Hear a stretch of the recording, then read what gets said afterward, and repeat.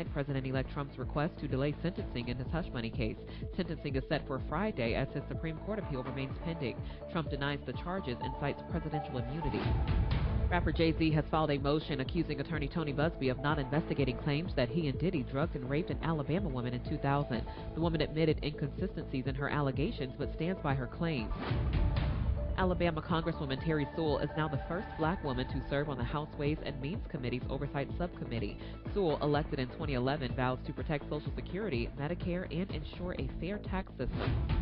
And the state of Maryland has awarded $5 million in grants to 31 organizations preserving black history. Grants range from $10,000 to $250,000 for projects statewide. I'm Amber Payton on the Black Information Network, your home for Black News First. It's now time for Let's Elevate, the Arnie and Kerry Show with Arnie Filko and Kerry Grant. All right, good evening. Whoa, good evening, New Orleans. Hope everybody's doing well on this Thursday evening. I'm Arnie Filko. And I'm Kerry Grant, Notre Dame fan. Yes, we're going to talk about that. This is Elevated Conversations, our Tuesday, Wednesday, and Thursday hour where we talk about everything local, national, global, and try to come to some solutions. We're sitting here in studio. Kerry and I are together tonight, and my youngest daughter, Svetlana, is here. Maybe we'll call on her later. We'll see. But we're watching the TV in the studio, and they're previewing the Notre Dame Penn State game. Should be a good one, huh? Should be a really good one. Should be a real battle. You could see, I don't know, Facebook Live, you could see Kerry is wearing his Notre Dame blue and gold here. This is my lucky Notre Dame shirt. Yeah, and I got my green for, there you go. For Leprechaun and Irish and all that, too. And Green Bay. Well, we're going to talk about the Packers towards the end of the show, and our producer somehow feels that the Eagles are going to win that game on Sunday, but he hasn't really predicted anything well all season, so I'm glad he's predicting Philadelphia. But, I was telling Kerry I haven't grown up in the Midwest. Tonight is like one of those throwback games from my childhood where you had Notre Dame playing somebody in the Midwest. Right. You said it'll be about a 6-3 game. Right. They'll play it like they're playing it in the frozen tundra. Yeah, exactly. But it's fun. When you grow up in the Midwest, you either kind of love Notre Dame or hate Notre Dame. I was kind of in the middle. When they played like Georgia, which seemed like they used to play Georgia quite a bit. Right. I'd be in my Wisconsin home, and I'd be cheering for that Midwestern team. Usually Georgia won that game. Right. But it's a lot of fun. No, it's a lot of fun. And last week when we went to the Sugar Bowl, we were there with some real Notre Dame fans and the like, and it was a great atmosphere, and the Georgia fans as well. So I'm really pulling for these guys. I know a few people on the team, and I'm really pulling for them. You were telling me that Mayor Morial's nephew, Jaden Osbury, is a star player. He played number 4 on defense for the Fighting Irish, and Ryan Clark, who's a commentator people might know and the former Steeler, and went to LSU as well. His son, Jordan Clark, plays as well, number 1. So there's I knew, I didn't know about the Morial connection. That's pretty cool. Sherry Morial, Mayor Morial's sister, that's our son, and we spent some time with them before the game. Oh wow, that makes it even more. We have a rooting.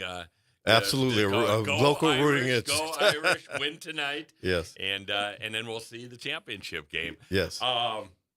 So tonight we're gonna deviate a little bit. Not at the beginning. We're gonna still talk about the terrorist attack and the aftermath at the beginning here. But Kerry and I thought we would spend a little bit of time tonight. We are in election season. Yes. We're always in election season in New Orleans. But, come this fall, we'll be electing a new mayor, a new council. And, we thought we would have some fun tonight talking about where we would like New Orleans to be, maybe where we're not right now, what maybe we could foresee over the next 4 years. And more than anything, we'd love to hear from you about that. So please call. Our talk line is 504-582-9422. We'd love to get some thoughts from you as to what as we head into 2025 and beyond, what is it you're looking for in the city that maybe we don't have, or what are we doing well as a city right now that you want to continue? I think one thing that's been a common theme over the last few days is people are tired, worn out of being resilient, and that's kind of a theme I've been hearing and reading about. And I think that people mean by that we don't mind being resilient about the big events or whatever. I mean, I think that's one of our strengths. But I think people are tired of being resilient every day about just average everyday life.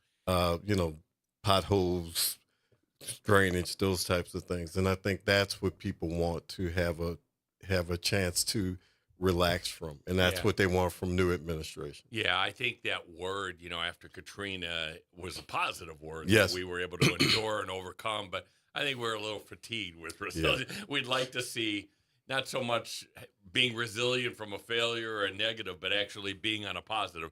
We have a call, Kerry. Yes. Okay. Caller? Hello there. Good Good evening. evening. Who do we have Good here? evening, Ernie. Hello. This is Ronald. You know me, we go back a great little ways, but here's what we are tired of in this city. Okay. Every mayor for the last 40 years has been a battle with the council at large. We have had that battle, and instead of unity, we could have moved this city much farther, and we've just been having that battle. And think about it. Go back in the history, look at the council. Since the days of right before Mitch Landrieu, not Mitch Landrieu, when his dad, during his dad's term and all the way till today, it's always that council person at large. They have their battle. And I think what we want now, we want what the community wants. We talk about unity in the city, but just look at our council. The last 35, 40 years, look at our council. We always had it. I could give you names and scenarios. You served on the council. It was very combative, but we swear in to take care of this city. Now, granted, the council, in the last couple of mayors, they have done this city great service. I enjoyed every mayor. I enjoyed the openness. And when you think about it, I just think the new decorum for the council and the mayor, your disagreement should be in the closet. But when it comes to the public and the community, we should not have to deal with the dissension because it brings on division in our city. In these last couple of days, I've heard some things that's related to people are picking sides and opinions, but we're talking about unity in the public. But are we really living unity in the city? And from the council hearings and the council meeting, I think it's an injustice to this community. Now, as I say, I commend our city council. They have done some great work. They asked some wonderful questions. But I do feel we need to have decorum when it comes to this community. Because as our leaders and our statesmen, I can disagree with you as my fellow council person or the mayor, but it should be at a public display. We should show unity. When I saw our city officials, our state officials, and our federal officials standing up for this disaster we had last week, we saw unity. But then as the curtain went down, fingers was pointing, you didn't do this, I didn't do this, and do that. And I call out to every elected official that takes my tax dollars. You owe me this. You owe this community. Do you know our children are watching us? And our children are picking sides because we have grown folks in a different philosophy showing disrespect to the office holders. So I ask every elected official and appointed that have leadership in the city, the state, and on the national level, let's show we are the United States and we are united as people, and we need to display that to our community because our children are watching us. Ronald, Thank you really really appreciate those comments. I think they are Thank you. very appropriate and Thank you. right on. And Kerry, I again, as we get into this discussion of the future here, Yes. I think he's bringing up a really good point, which is, we have separately elected mayor, separately elected council. Yeah. And I know, as somebody, as Ronald said, as a former councilman at large, you come into the position with your own ideas and thoughts and what Right. you'd like to accomplish. Sometimes you work together with the mayor. Sometimes it's not always unified. Yeah. But I think the point he's raising, especially where we are right now in 2025 going forward, is I think the next mayor, the next council, And I'm not talking just about the two at-larges. I mean, all All- 7 of yeah, the council all members. Yeah. I think they need to be, as much as possible, in concert with our new mayor. Yeah. I don't know how you feel. You've been in government a long time. You've seen councils and mayors yourself. Yes, I've seen tremendous fights all the time, and I've seen actually when everybody's rolling the boat in the same direction. Trust me, the same direction works a lot better than constant bickering. There's always going to be differences of opinion about different things and everything, but I think, like we said earlier, everything that people are looking for now going forward is kind of the same thing. I think the citizens are the lead, and they're all saying the same thing about what they want. And what they want is they want the basic services not to be thought about anymore. That's right. They want things just to happen as they do. The street lights are fixed. You mean like most cities? Like most cities, where you're not always wondering why these things aren't happening. The thing that troubles me the most, being a former budget person, is there's been so much of an influx of money into the city that we shouldn't be arguing about some of the things that are just stagnant because we have funding. There's other places that don't have funding. You get what their stories are, but here we've been very fortunate since Katrina to have had funding come from federal sources, from state sources, or whatever, for various things, like what we talked about with the Bollard situation. Right. It's a federal grant that was here. I mean, the funding was here to do things with. Well, I think what Ronald said that I so agree with is that we're a week away, Yes. from a terrorist incident here in our city.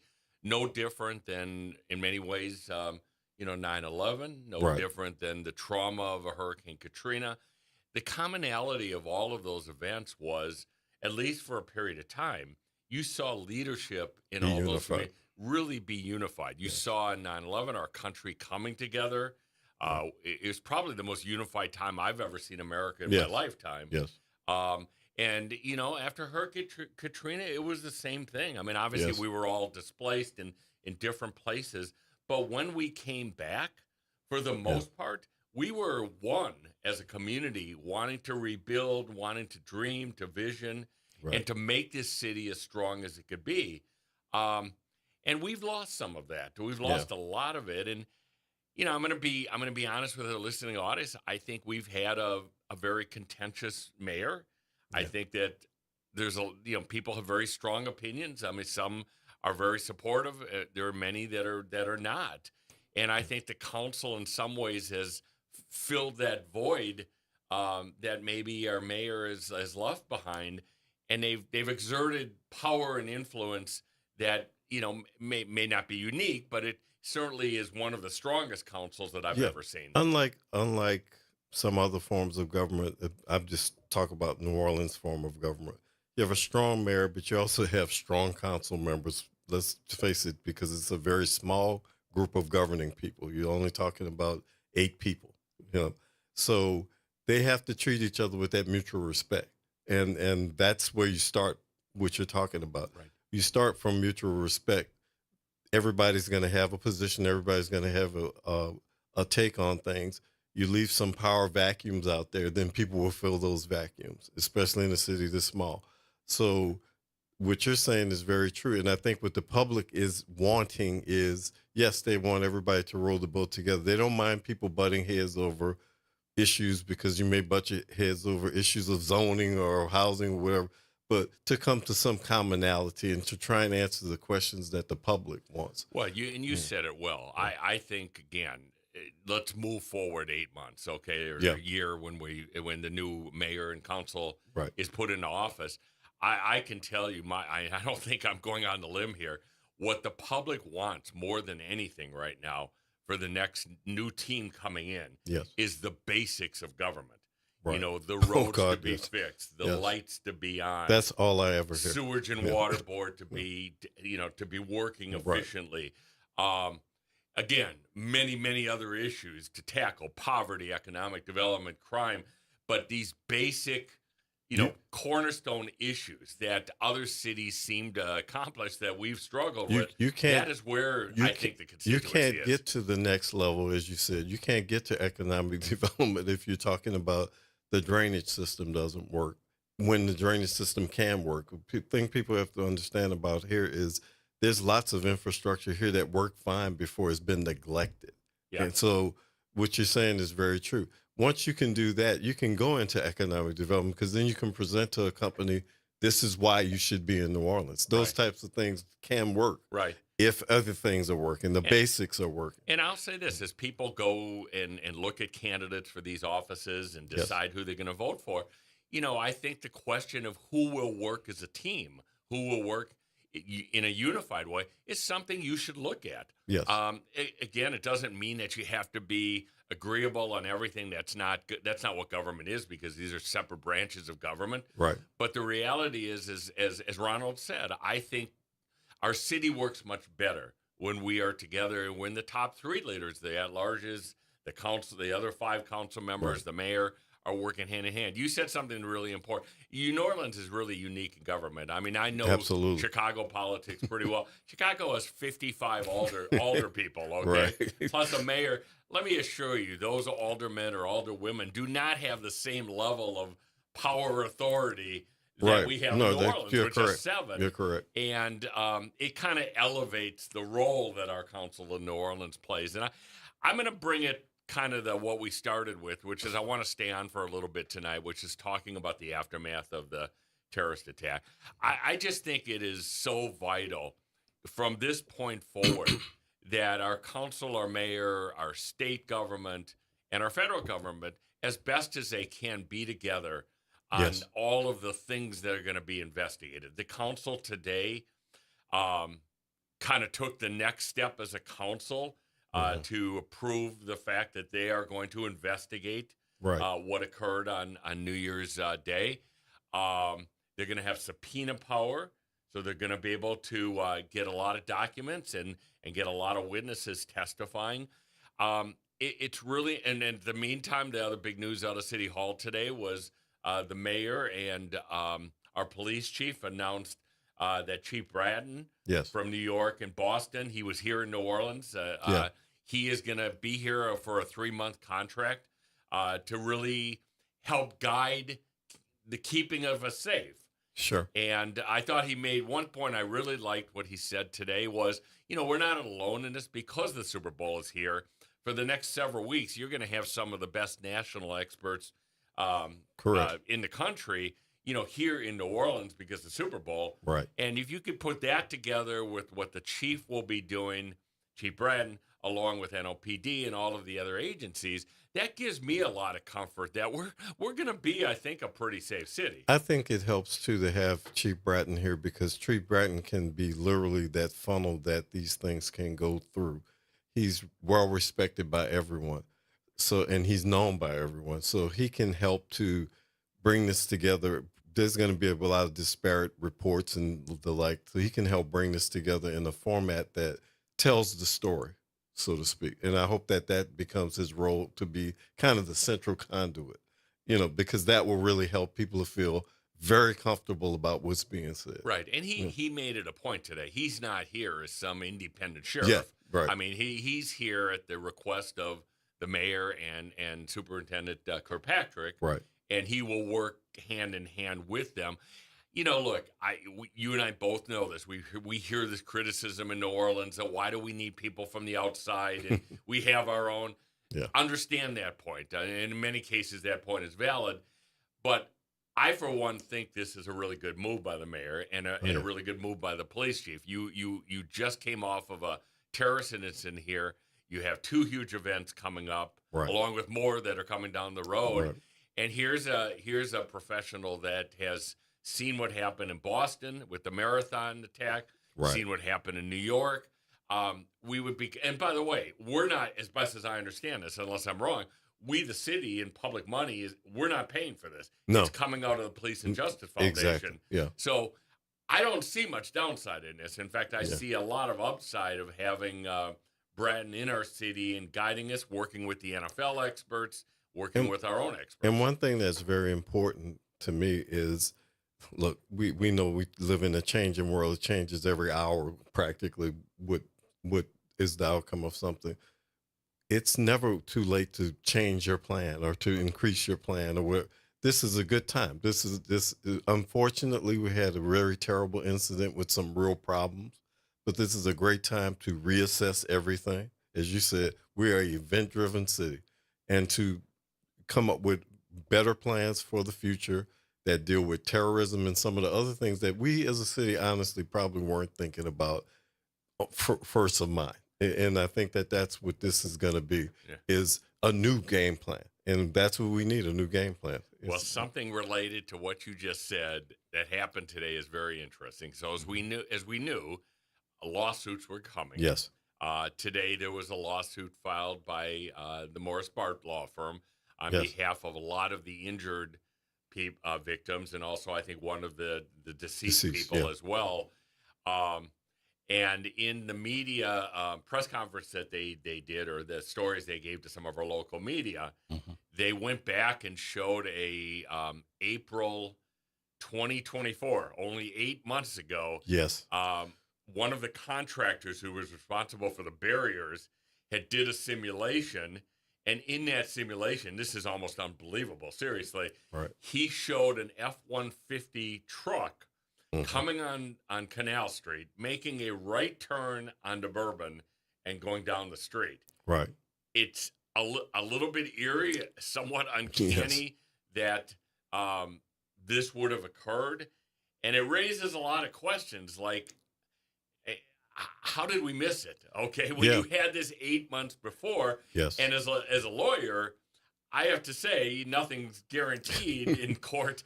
But this sounds it's a pretty strong case. Strong case. The thing about it, and I said this before about Katrina, because there were certain meetings and things that happened that were very similar about what would happen if the city flooded and that type of thing. If you can have the best of plans, but if you don't follow what those plans are or what those examples show, if you don't do what they say, you end up having a real problem. And it's what you said. This is very eerie, because it sounds like it was almost like the same exact thing that happened. Now, was it coincidence? Was this guy as savvy enough to find out information like this or whatever? We will never know. But honestly, it's what you said. That makes it very, very, very, very scary about what is going to happen. And from a legal point of view, this is almost a smoking gun type situation. It is. I had never heard of that April report. I doubt that it was a public. It probably was not. No, but it is almost. Just. I mean, there's just something very strange about the fact that this guy did exactly what the simulation presentation was all about. The other thing too, and let's just remind ourselves, this has been kind of unfortunately, a new thing with terrorism, because terrorism is not what people think. It's not always sophisticated stuff, but we've had lots of car-related terrorism around the world because it's a simple device to get. It's, that type of thing. So maybe it's just the coincidence of the company saying, this is what we're experiencing. This is what a soft target is most vulnerable to. Yeah. And just all of it just fits together. Yeah. Well, people will tell you, I mean, experts will tell you that the thing that scares them the most from a terrorist standpoint is the lone wolf. And in 2017, when the city of New Orleans got the money and put in the bollards, they did it in response to an attack from France a year before. Yes, right. That's and correct. This past winter, during the Christmas break, you had the exact same thing happen in Germany, right? At a Christmas market, right? So you're right. I mean, these are things that people worry about, and I'll just say this to the public. I think we're in good hands right now as a city. I think we have not only the spotlight on us because of the big events we have, but we've got a lot of different groups looking at the issues of security. You got experts from around the country coming in. I can tell you from my NFL experience, there's probably no better institution in this country than the NFL when they put on Super Bowl and big events. So, again, it doesn't mean that we should let our guard down. No. I think we still have to, if you see something that's a problem, you need to report it. Right. Okay. but I feel very good going into the future. And I see Jazz kind of motioning to us. So why don't we do this? Why don't we take a quick break, Carrie? Okay. We'll come back on the other side. 504-582-9422. We'd love to hear from you about what you'd like to see in these next years from our newly elected leadership that's coming this fall.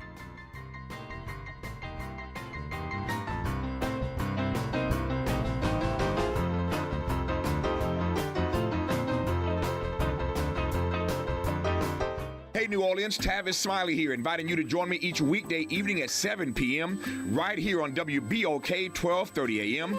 for the Tavis Smiley Show. You can expect great guests and getting the answers you need to know. It's the Tavis Smiley Show on our new home in New Orleans, WBOK 1230 a.m. Tavis Smiley. Ranked number 45 on the Heavy 100 list of the 100 most important radio talk show hosts in America. WBOK 1230 AM online at WBOK1230.com. The Arnie and Carrie Show with Arnie Philco and Carrie Grant. All right, we are back. Big hello, Carrie, to Cynthia Wiggins from the Gust Public Housing Authority, yes. an old-time friend, and I was so saddened today to see that two of the victims came from Gust. And I saw that there was a press conference. I think it was Master P, I believe, and also Sidney Torres. And there was a recording, a musical recording, and also a six-figure grant or donation that was made by them. That's great. So our hearts and prayers go out to Cynthia and the residents and obviously the families of the victims. So we were talking a little bit about the future, okay? And this is kind of what to our caller Ronald's point, which is how important it is if we're going to make improvements in the city, how important it is that our elected officials stay unified and together. So why don't we start? I think the easy one that you and I referenced a little while ago is I think people really want just the basics. I said this to somebody yesterday in a conversation. It seems like so many conversations I have are New Orleans is the greatest city. It's wonderful. It's incredible. It's people. Right. It's culture. And then the word "but" comes in. Right. And what the "but" means is everything before that didn't mean anything. Yeah, is that all of those great things are there. They're not going to go anywhere, hopefully. Right. But imagine what we could be if we were actually a really well-functioning city from governmental services. Right. We'd be the greatest city in the world, right? Right. Yeah. Well, the thing about it, just talking with some people, and of course, I don't mind talking bad about Atlanta, but just talking with some people about Atlanta, and the whole thing they said was it has all these things, and their but it doesn't have the culture. Yeah. It doesn't have the food. It doesn't have, great city, but, and it's what you said. We need to turn ours around where we have those basics and the additional things that other people wish they had. I mean, we have more culture in our little finger than people have in their entire city. So those things that draw tourists, that make people feel comfortable being here, we have to keep those going, but we also have to get our citizens to feel comfortable. And one thing I was thinking about, and I'm thinking about this because of what's going on nationally, politically, but honestly, the idea of people running for political office, I think that the citizens need to understand they're running to be your representative, and you need to tell them what you want them to be. And I think this election, as you said, it would be very important here for people to be told that I want you to be this kind of candidate. I want you to be this kind of representative if you get my vote. Yeah, I think outside of the elections after Katrina, I think these are going to be the most important elections really in our city's history because I sense that people are frustrated. Yes. Okay. I think they've come through everything: Katrina, pandemics, terrorist attacks. Now, I think people are really depressed. First of all, I think we have a bit of a mental health issue in our community. Absolutely. That we need to talk about, and maybe you and I could talk about that in a future show. Yeah. But I just think my sense as the community is we're at a tipping point here. And again, it doesn't mean everybody's going to leave the city. I mean, New Orleanians don't leave New Orleans Right. for the most part. But I just think they're at a point where, they're losing some hope. And so I would very much urge the public that when we get in really heavy in the election season, come the spring, Yes. spring and summer and fall, I mean, elected officials work for you. Okay. Right, right. I mean, they are, quote, public servants. And, you need to press them. You need to know what their visions are, what they would do, what are their priorities, and then assess how honest that is, Yeah. how sincere they are. Do they have the background and experience, to do what they're saying Right. they're going to want to do? Right. I think that's really important. And, I'm not so big on organizations when they put forward these 12-point platforms and you have to sign on Right. Right. because you may not agree on everything. And some of them have some gray areas to it. Right. But the voters can judge. Look, the voters know better than anybody who's credible here. And I would say it's time for us to be voting for people that you really believe that can move the city forward, not necessarily because of a past political affiliation or a past, any affiliation. I mean, we need to vote for the right people. And when I look at cities across the country, first of all, you mentioned Atlanta, which we can dump on. That's fine. I look at Houston, for example. I wouldn't want to live in Houston for my life. No, okay. no. I lived in Atlanta. I don't want to ever go back to Atlanta. But I do look at cities that have that combination you talked about. Right. Austin, Texas. Right. Nashville to some Right. extent. Miami, places like that. Miami. Charleston, South Carolina. Yeah. That combine efficient government, clean streets, good lights, Mhm. don't have boil orders every Right. 2 months, Right. along with music, culture, food, Exactly. fun. Yeah. That's why Nashville's growing so much right It now. is. I mean, Nashville's incredible. I saw today, Todd Graves, who's the wealthiest person in Louisiana, owner of Raising Cane's, bought a major building in downtown Nashville today.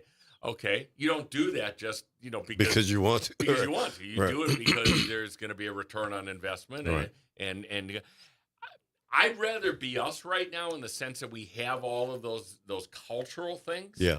Because I do think, even though we haven't done it in a long time, Mhm. I do think the efficient government stuff can happen. Absolutely. We just need the right mindset, the right leadership, and the money. And I think that people are, and especially because of the federal election cycle that we've gone through, which seemed like it went on forever. We've been campaigning for 8-10 years, it looks like. But I think people are burnt out on politics, but they have to take a deep breath and they have, about home. I mean, this is going to be an election cycle about home. This is not about the national thing. This is not about the Gulf of America and all of that foolishness. This is going to be about home. And if you want things to be better, home being better is more important than anything else. Yeah, no. At this point, it starts here. I mean, we'll watch what's going on nationally and whatever happens, but we need to take care of home. But I think there is something to learn from other cities that are going on. Sure. Ronald talked about unity within our local government. Yeah. We need unity and support within all levels of government. We are a democratic city. I mean, we're Yes. going to have unless the shock of all shock comes, we're going to have a Democratic mayor. We're going to have a Democratic council. All right, in a state with a Republican governor, a Republican legislature, and for Right. the next 4 years, a Republican Congress and a Republican president. Yes. How do we find ways as a city of New Orleans to work with all of them? Because when you put the federal and the state governments together, Right. even though we may be suspicious, we may not like everything, the reality is they could bring funding, they can bring Yes. resources. The one thing I'll say about Jeff Landry, and I think, unless I'm reading him wrong, I think he wants to make New Orleans a jewel of a city. Yes. He wants to maybe take credit for it. No, but I get that. But he wants the country to perceive New Orleans as the jewel of this country. I think I agree. I think that he believes, like you should believe if you're the governor of Louisiana, is that New Orleans is the straw that stirs the drink. The more powerful, especially economically, that New Orleans is, the more powerful you are as a state. He can take some credit for it if he helps us to get better, but I mean, that's the issue is if he helps us to get better, he can take as much credit as he wants. Yeah. I mean, I don't have a problem with that, but like you said, there's lots of funding issues and things that come from the state of Louisiana that we need. So it doesn't help us to be at odds all the time. And it has been a really interesting relationship to watch between the mayor and the governor. You have not seen that fight between them, okay?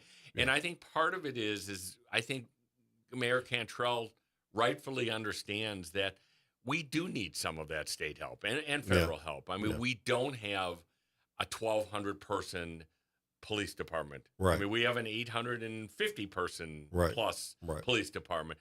So when Troop NOLA comes in here and can add resources, and again, it's not all perfect, and we've had chases and things like that are concerning, but for the most part, I think for people to be honest, I mean that it has been a help to have state law enforcement here assisting us. But you want to be at the table, as you know, you were deeply in politics.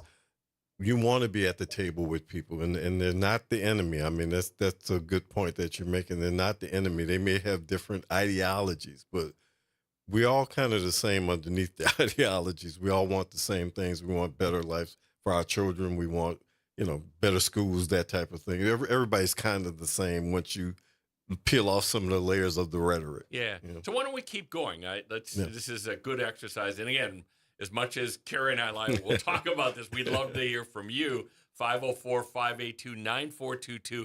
What is it come January of next year when we have a new mayor, a new council? I may be wrong. It may be February I don't know when the actual It's January. Yeah. Is it February? Okay. So February of 2026. Yeah. What is it that you'd like to see the priorities being of our new leadership, mayor and council?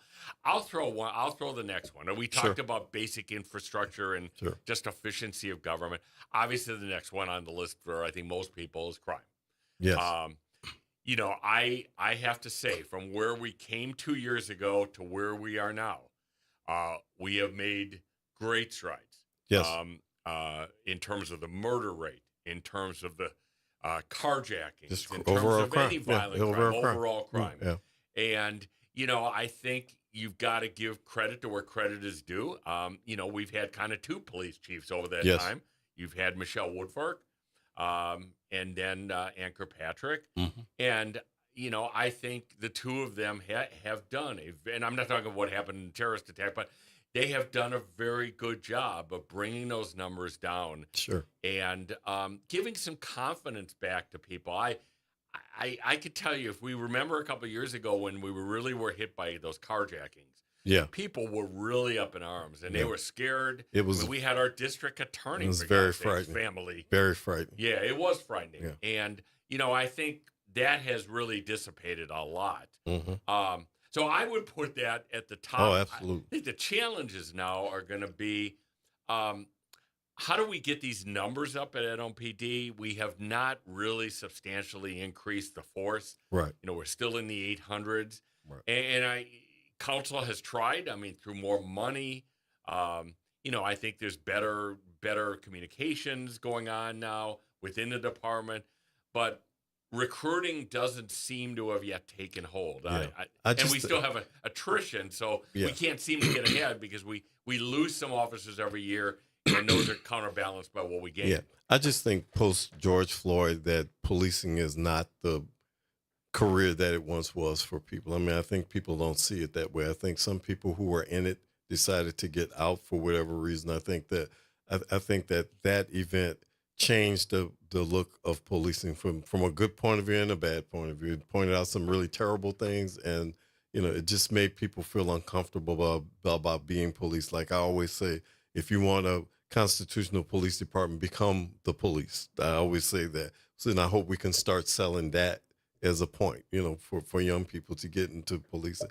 The other thing about crime, like you said, which is very, very important, and I think in this city we have allowed this. We had several people on who've been involved in this, but we have to really tie together, and we have to throw some funding at these organizations that are doing yeoman's work out there in the field.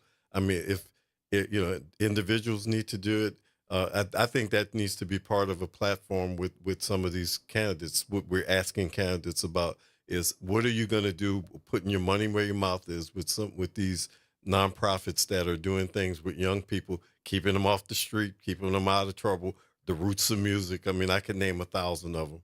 And, people need to give whatever they can as individuals, but we need to do it governmentally in a very, very formalized way. As you and I both know, there's a lot of funding sources within the government. And some of these things we need to be giving them is, some of these people take $1,000 and do $100,000 worth of work with. So, I think, Arnie, I think that you and I both know crime is not just about the police. It's about a lot of other things taking care of it. I agree 100% with you. Again, the tactical aspect of law enforcement is one thing. Yeah. I'll throw one more thing relative to that area, which is our different levels of law enforcement seem to be working much, much better. Oh, yeah, absolutely. I mean, our DA working with NOPD. Yeah, the whole criminal justice system seems to be doing much better now. Together. Much better. But to your point, and I think this is such a huge thing, we've got to create some opportunities for our youth. Yes. Where they don't feel helpless. Okay. Yeah. Where they don't feel that at age 18 or 19, life is over and there's nowhere to go. Right. Yeah. I mean, that can't be the case. Okay. No. We've got to strengthen. There's great mentoring programs in this community. Right. We need to help fund them. Okay. And we need to bring them together. I mean, we need more of a network of those things, because we shouldn't have people falling through the cracks. I mean, we have too many organizations. We need to be helping to put people into those organizations. Right. Job opportunities for young people. Yes. Recreational opportunities. Our Nord system, and I'm sorry to say this, has got to get a lot better. Okay. Yes. It's not where it needs to be. And you're having some of these other nonprofits in our city, like 18th Ward, Son of a Saint, that are in that same space. Yeah. I mean, they're doing exceptionally well. Absolutely. So Nord is going to be a big topic, I think, in the next election. Absolutely. And it should be. But this point that we're talking about of giving our youth and opportunities, vision, dreams, is hugely important. And kind of related to that, this maybe goes into the area of economic development, is we've got to better align our schools with future job opportunities. Yes. We talked about that after Katrina. Right. There were specialty schools that were being talked about. Some of that has happened. Yeah. But there are opportunities for our young people to really have gainful employment. That's not $12 an hour. Okay. Sure. I mean, that's $30 an hour, $50 an hour.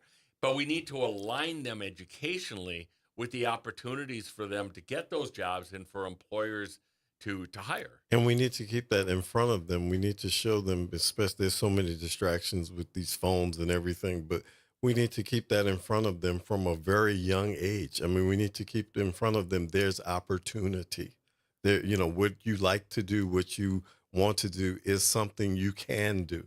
Like with Ms. Barnes spoke about last night was, there's all these other jobs in sports. If you're an athlete, if your athletic career goes by the wayside, if you get your degree, if you do the other thing, you can do other things that are related to sports. Yeah. You don't have to be on the court. You don't have to be on the field. No question about it. And we need to make sure they see that. You have to see the dream in order to make it work. Yeah. I mean, I'm going to bring it home to something that you and I have talked about the last couple of nights, which was the senseless killing in New Orleans East of the Vietnamese American shop owner. Okay. I mean, they arrested two of the people. Mm-hmm. One of them's African American. I'm not sure they've identified or shown the picture of the other one. Might be African American as well. It doesn't matter. Right. But the point is, what's going through a young person's head when on New Year's Eve with a gun, they weren't apparently even going out to do bad. I mean, they were going out to maybe to rob something, and it turned into a shooting and all of that. But if that person had dreams, had vision, felt there was an avenue for economic success, I don't know. Again, I'm not an expert. I don't want to sound, naive on all of this. Right. maybe that person would think twice about shooting someone. Right. Maybe they would think, what I'm about to do is about to ruin my life. Yeah. Number one. And number two, I'm about to absolutely ruin an entire family's life forever. Right. But I don't think we, a community, have given that hope to some of these folks. I've seen too many stories, Ernie, and I saw one recently about that very thing where a guy talked about how he turned his life around. He wasn't a good student. He wasn't whatever. And he had an opportunity to get into something really bad. And he thought about it. He literally thought about it for a minute and decided not to go with these guys. Uh-huh. And when they did something bad and ended up in jail, and he didn't, it was like a revelation. And all of a sudden he decided, I'm turning my life around. Yeah. Because he saw something that he could do something else. Yeah. And I think sometimes it's just that little spark that we need. And we need to understand we're not talking about thousands and thousands of people. We're talking about hundreds of people. Criminals are not, they're not everybody in the city is a criminal. There's not, hundreds of thousands of people running around like that. So turning the heads of a few people, we don't know how that will change people's lives. And the person who pulled the trigger on this poor woman the other night, if that person had seen some hope in their life, who knows what they might have done. Exactly. I mean, just think of everyday people. I mean, we have to make decisions all the time. All the time. Sometimes you pull back a decision because you think, this might not be the right way to go. My family, my profession. Exactly. I mean, and I think we need to do it. I would tie into this discussion, to me, what is one of the most important topics going forward, which is poverty. And I can tell you, since I was in office 20-some years ago, we talked poverty. Mm-hmm. We still have poverty. Yeah. And we still have an African-American majority in our city who earns, 13 times less than other people? Yeah. You have a middle class that hasn't developed the way other cities have developed their middle class. Right. This is the time. I don't want us to kick it down the road anymore. Again, I don't have all the answers, but there are good people that do have answers, and there's good precedent of other cities that have eradicated or at least mitigated poverty and created that middle class that has allowed that city to elevate. We just can't keep. And I will say this: this is something that council candidates, mayoral candidates need to be pressed on. Don't just take platitudes. Don't allow, I want poverty to be mitigated. Yeah. Have them articulate a specific plan of how. Right. And how long it'll take and what kind of funds it's needed. I think you're correct. I think we need to start asking those kinds of questions of political candidates, particularly, is give me specifics. Give me, and like you and I both know, sometimes those specifics don't work out when you get in. But if you have a game plan, if you have something I can hold on to, then at least I know where you're going. But you're right. I mean, just everybody, we all want poverty. We want better schools. We can say all kinds of bromides, but how will you get us there? Right. What do you bring to the table that will help us to get there versus this other person? Right. Because if we're looking at two candidates and neither one of them is going to do what we need, why do we need either one of you? Right. Yeah. I will tell you one of the most amazing things, and I'm not taking any credit for this, but it was just fun and amazing to watch, is 20 years ago when I was in council, we had monthly meetings between members of the Business Council and TCA, which is an anti-poverty group, a great group. Yeah. And these groups you would think don't have much in common. We found out they have a lot in common. Yeah. Okay. Because for a community to succeed, for business to succeed, for human beings to succeed, you can't have it that people are having to work 2-3 jobs in order to just make ends meet. Right. And it was an amazing thing. Unfortunately, I have to say, we had a lot of meetings and a lot of discussion. I wish we could have moved forward into policy. Right. I can't say that actually happened, but it showed that it's not impossible to do that. And I would hope maybe groups like that, along with our leadership, can re-engage and have those discussions, because to be a healthy city, you have to look at the people making the least, and you have to be able to help them so that they can live successful lives and have families that could grow and be successful. I think we've gotten I think we've gotten into a mode in this city where we had more togetherness in a lot of ways, like the caller said. But I think what we have to do is we have to get back to understanding we're all in the same boat. Whether you're the richest person in New Orleans or the poorest person in New Orleans, we all are in the same boat. We all want the same things. Everybody's life being better. All, rising tide lifts all boats, and we want to lift all boats. We don't want to leave anybody behind, because that's why we're struggling right now. Yeah. And we're not connected. Like you said, groups aren't meeting, people aren't talking right now because we're very divided in a lot of ways, not just politically, but I think, like you said, organizationally, people are kind of staring at each other right now. That's the vibe I get from. Yeah, I think that's true. I think people are, maybe the word is dispirited. I just think all New Orleanians, not any particular group. That's what I meant. Yeah. Yeah, I just think we're going through this malaise right now. Right. And it's understandable given what we've gone through. On that economic piece, we got to find a better way. This has been a federal, state, and local issue. Yeah. We got to find a way to pay people better. You got to pay living wage plus to people. Right. You can't. I'll say this on radio. I have a daughter that works at a restaurant. Mm-hmm. Okay, she makes $12 an hour. Mm-hmm. That's ridiculous. Okay, I'm sorry, it just is. I mean, fortunately, she's a young person, she can handle that. But for somebody that has children, that's growing a family, sure, you don't want them to work 2, 3, 4 jobs. I mean, that affects physical health, it affects mental health, Yes. it affects a lot of things. it just makes people more desperate. It does. Yeah. And so we've got to be able to overcome that. Yeah. It's always I'm amazed. I know when lawmakers in Baton Rouge put up, increase of minimum wage, Right. or at the federal level they Yeah. do it. They always get pushback. Right. I mean, honestly, seriously, are you really going to go out of business No. by paying a little bit more in order to help No. good, solid employees have a quality of life? It's amazing. Almost my entire adult life, the minimum wage federally has been $7.25.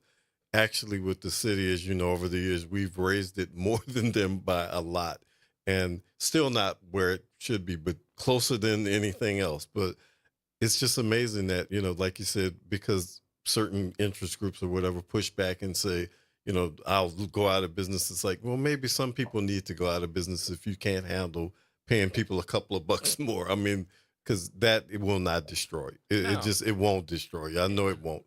Yeah. And yes, and these businesses, businesses exist in order to make money and Yes. to have a profit. But I have to believe that you can do that and at the same time take care of valued people that are working for you and helping you achieve that goal. And sometimes you shake your head because the employees are left out to dry. The same thing. I'm going to probably make some enemies here with what I'm going to say with friends, but I'm a big pro-union person. I have to say I have believed in the unions my entire life. I think they do an outstanding job of protecting employees and getting them better salaries, getting them better benefits. And it seems like the union effort across the country is kind of dissipating a little bit. Unionism, just like, and even when you think about like the strikes they had in Hollywood recently and all of that, I mean, unionism has been a strength and a backbone of America because it protected the worker, the person, the working class, who are supposed to be the backbone of the country. And now it's like, we don't want to have this protection for you guys, or help you with your wages being increased, but the corporate guy at the top can make 600,000 times more than you make. Right. It just makes no sense. And it was so interesting because you talk about a changing dynamic. Mm-hmm. You had different unions in the presidential election. You had the UAW that its leadership came out and very supportive of Vice President Harris. Yeah. You had other unions not so much, but the more important thing is the rank and file seemed to be moving more in a Republican direction, and that's totally against the history of our country here. Because the very group you're supporting seems to not want to have unions or do anything for unions, right? Which they're finding out where they are right now. Well, we're in the last few minutes, so This is the time we're gonna change and talk football for a couple minutes. Jazz. All right, I'm gonna give you your chance. Steelers, Ravens. Winner?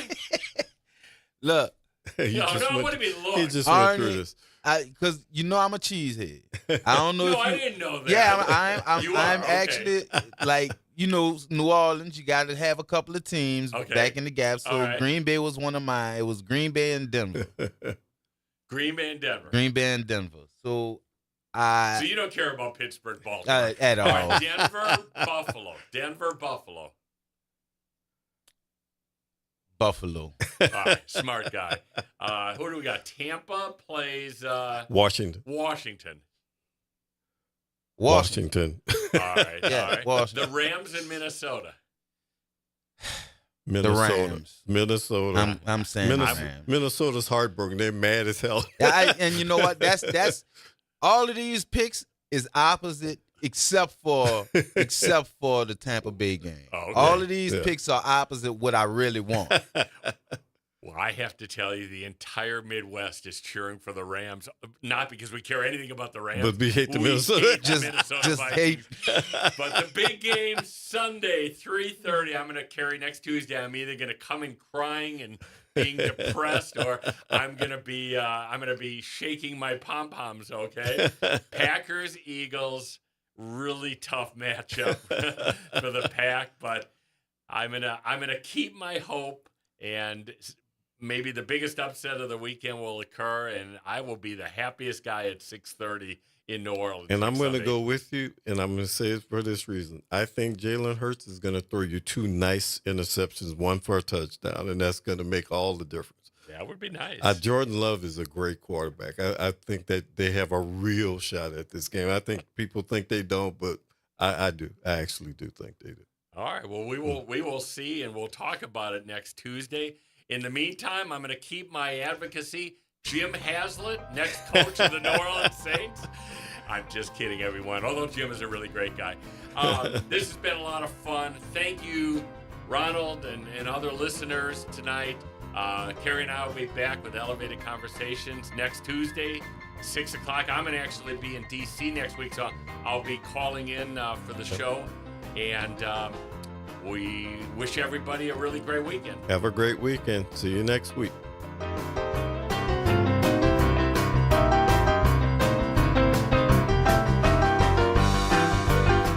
Find us online